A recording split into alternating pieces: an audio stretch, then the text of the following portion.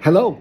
I woke up this morning and I had this bright idea to simply enjoy life and to laugh and to have some fun. And I hope that you too, in the midst of all the madness, in the midst of everything that is happening, can let God's grace shine upon your life, can take a moment to do silly things and to know that life is worth a laugh and a run and a skip and a time out. So whatever you need to do to take care of yourself, feel free to do that. But I hope that every day you'll say, it's a good day. I'm alive, I'm awake, and we'll see what the life has to bring this day. But I'm going to choose joy, hope, and gratefulness or gratitude for what God has done, even in the midst of the twists and the turns. Several updates for you this week. Last night, we were working in council, and we're still on phase 3.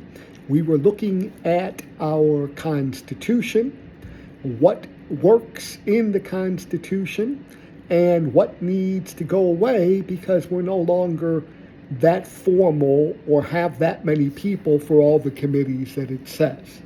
So the council went through all of that, had some suggestions, had some dialogue, had some conversation, and continues to move forward in stage 3 or step 3 of that transition process.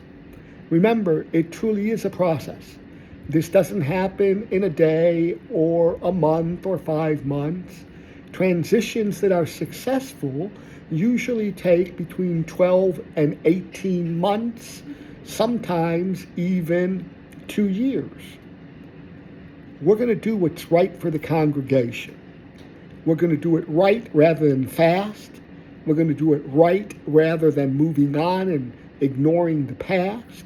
And we're going to continue in this introspection and internal discernment period of who we are, who we've been, and who God is calling us to be in the next phase of the journey. So hang in there.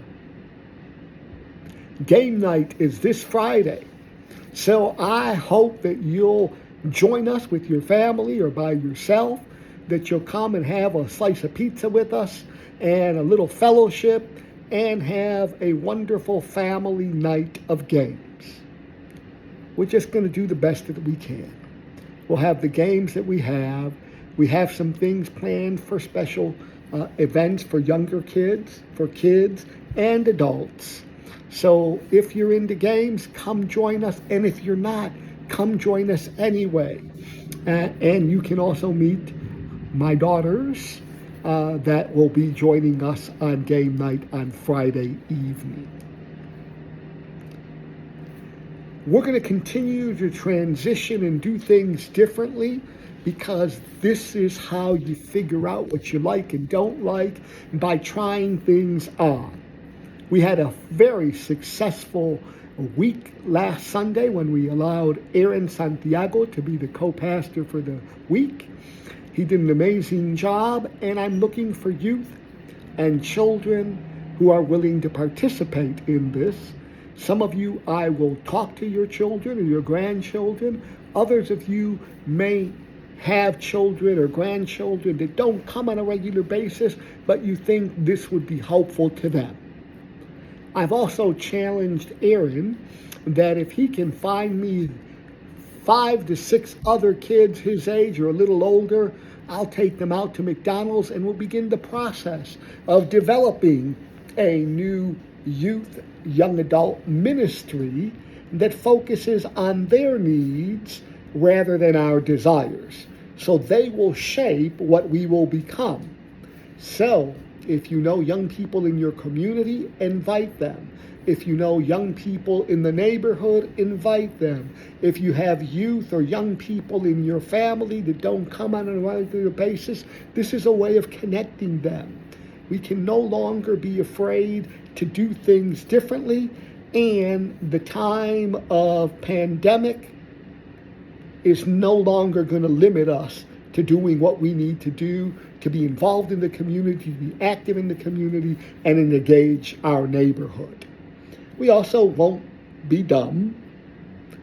We won't put ourselves at risk, but we need to move forward. We're opening up the church. We're doing it in different varieties, and we need your help. So support us in that. I just finished getting off the phone with Lee Davies, who is having surgery tomorrow at noon. So I asked that you continue to uplift her and to pray for her as she has the second surgery in a week on her ankle. They couldn't do everything that needed to be done the first surgery because the ankle was too swollen. So they're hoping to get in there tomorrow, Wednesday, at noon and do the surgery for her. So we continue to lift her up and ask God's grace and mercy upon her in this time of surgery, recovery, and ultimately the blessed gift of going home and living her life. Our daughters are in town. They plan on being there on Friday, but if you can't join us on Friday, they should be also in church on Sunday. So we invite you to come and get to know EJ, which is Erich Janelle. We call her EJ, and Muriel. So join us in that. Believe it or not, Advent is beginning on Sunday, the 27th of this month. I'm going to be asking different families to light the candle. We're going to look for and embrace diverse families. So we'll have younger families, we'll have older families, we'll have single people families, and we'll have children families. But diversity is important in this process, so we model and show the diverse face of God that we welcome, affirm, and care for in our congregation. We've also made a change to Christmas Eve services this year. Before, they used to be at 6 and 8. And in council yesterday, we got feedback that some people would like it to be a little bit earlier, especially driving at night. I certainly understand that and want to respect that. So we have decided that we're going to move to a 5 p.m. service rather than 6, and a 7 p.m. Christmas Eve service rather than 8. So Christmas Eve services, 5 p.m. and 7 p.m. Join us, invite others. We've also decided that we as a council are going to cancel December the 25th service, which is a Sunday. We want you to be at home with your families, enjoying Christmas and celebrating. So come join us Christmas Eve. We'll celebrate as a community together. And on Sunday the 25th, enjoy your family. Enjoy your neighbors. Enjoy your community. If you have any questions for me, feel free to send me an email at jgonzo, Jgonz,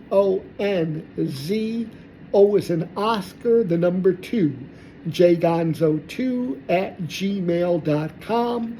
And you can always reach me by phone. My personal cell is area code 716-989-9207, or on this newsletter, down on the bottom, it should have my contact information. We want to minister to you and be available to you, and I also want to express my gratitude. I got a card at council from you. It was deeply moving, quite frankly, and totally unexpected. But I appreciate your love for me, and that you're noticing that I sincerely love you and want to journey with you and make sure that God is in our midst in extreme and in powerful ways. Thank you for loving me, and thank you for allowing me to love you as your pastor, even for an interim basis. Have a wonderful day. And let's go back to sunshine, baby. Love you.